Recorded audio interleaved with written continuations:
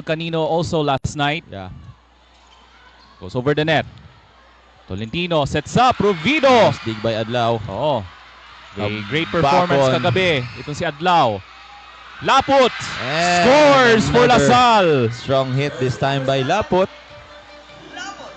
Hear the noise of the crowd tonight. Those effective jump serves.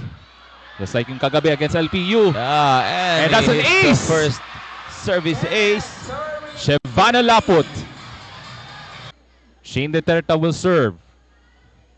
As Lasal looking to push to the 20-point mark. Sanchez now on the setup. Set up to Habacon. Habacon! And this time, She Habacon scores! gets the point.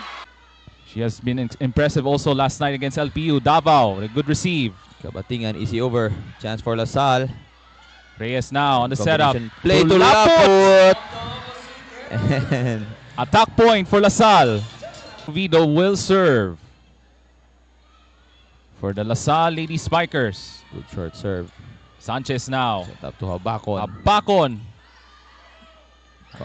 This time to Laput with a Spikes powerful it down. attack. Powerful attack. Tama ka dyan. Mahigit sa 5,000 nanonood ngayon sa Madial Sports Davao. Thank you so much for joining us tonight. Thank you so much. Here comes Blanco. Another setup for Lasal. Laput on the attack.